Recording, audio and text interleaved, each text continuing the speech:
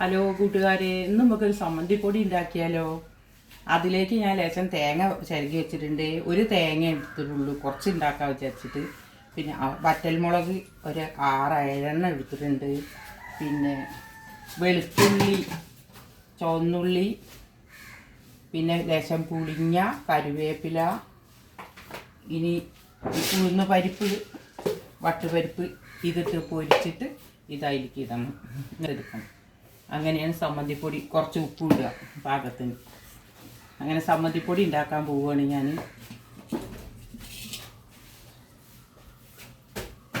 ചീഞ്ചട്ടി അടുപ്പത്ത് വെച്ചു. ഞാൻ ലേശം എണ്ണ ഒഴിച്ചു കൊടുക്കട്ടെ. ആ തേങ്ങ മൂക്കാനുള്ള എണ്ണ വേണം, അത് ഒഴിച്ചു കൊടുക്കുക. എണ്ണ ചൂടായി വരുന്നുണ്ട്. അതിലേക്ക് നമുക്ക് ഈ ഒരു പരിപ്പ് ഇട്ട് കൊടുക്കുക. വട്ടുപരിപ്പാണ് ഇട്ട് കൊടുത്തിട്ടുള്ളത്. കുറച്ച് ഉഴുന്ന് പരിപ്പ് വേണം ഇട്ട് കൊടുക്കുക. ഇത് രണ്ടും മൂത്ത് വരട്ടെ. മൂത്ത് വരുമ്പോൾ നമുക്ക് ഈ വറ്റൽമുളക് ഇട്ട് കൊടുക്കാം.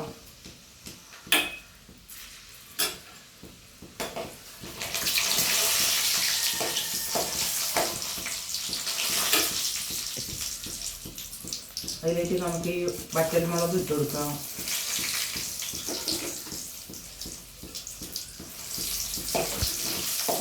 നന്നായി മൂത്ത് വരട്ടെ.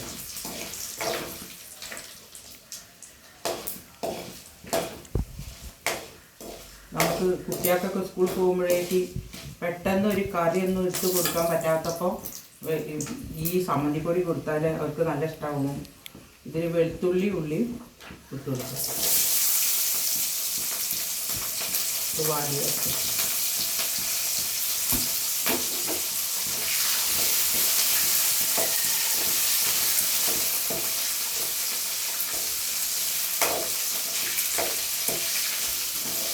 ഇത് വാടിയതിന് ശേഷം തേങ്ങ കറിവേപ്പിൻ്റെ ഇല്ലെങ്കിൽ അതിനിട്ട് കൊടുക്കാം.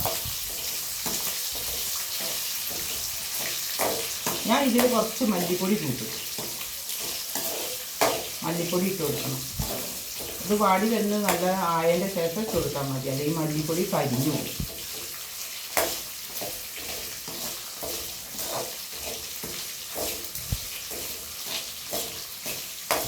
തേങ്ങ മൂത്ത് വന്നതിന് ശേഷം ഇട്ടാൽ മതി. പുളിങ്ങ, കുറച്ച് പുളിങ്ങ അതിൽ ചേർക്കണം.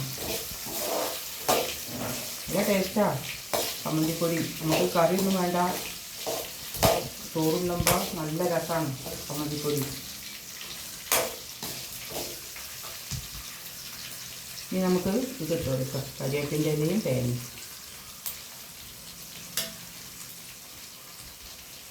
ഉപ്പ് വരട്ടെ.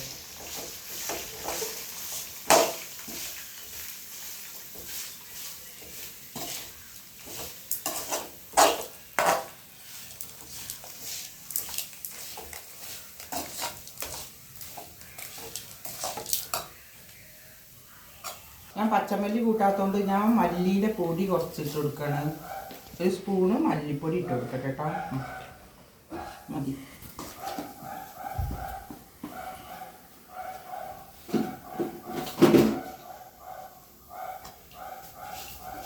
ഒരു ശകലം മഞ്ഞപ്പൊടി ലേശം.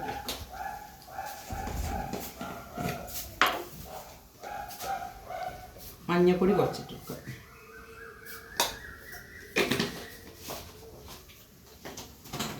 പിന്നെ ഈ പുളിങ്ങ ഇട്ട് കൊടുക്കാം.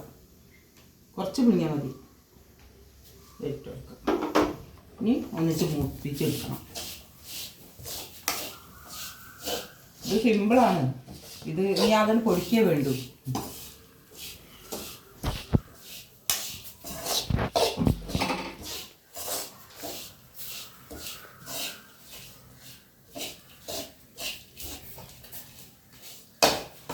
ഉപ്പ് മാത്രം ഇട്ട്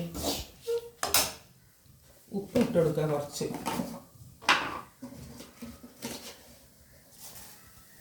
ഉപ്പിട്ട് കൊടുക്കുക. ഒരു സ്പൂണ് ഉപ്പിട്ട് കൊടുക്കുക.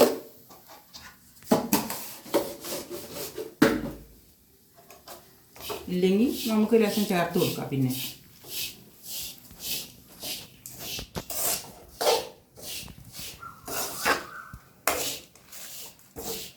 ഇനി മൂക്കണം, കുറച്ചും കൂടി മൂക്കണം.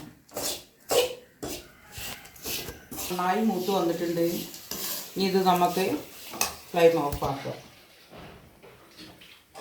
ഇതൊന്ന് ചൂടാറിയതിന് ശേഷം നമുക്കിത് പൊടിച്ചെടുക്കണം. ഇത് അരച്ചെടുക്കാൻ പോവുകയാണ്. ഇത് തണുപ്പിക്കണം. ചൂടാറിയതിൻ്റെ ശേഷമാണ് ഇത് പൊടിച്ചെടുക്കുക. ഇത് കഞ്ഞിക്ക് കഴിക്കുക, കൂടെ വെച്ച് കഴിക്കുക, ചോറിന് കഴിക്കുക, ദോശ തിന്നുമ്പോൾ നമുക്ക് കഴിക്കുക, അങ്ങനെയൊക്കെ ഉപയോഗിക്കുക. കിടിലം തന്നെ. ഞാൻ ഇത് പൊടിച്ചിട്ട് കാട്ടിത്തരാം. ഇതാ സൂപ്പർ ചമ്മന്തിപ്പൊടി റെഡി ആയിട്ടുണ്ട്. നല്ലതായിട്ട് ഒന്ന് കഴിച്ചു നോക്കില്ല?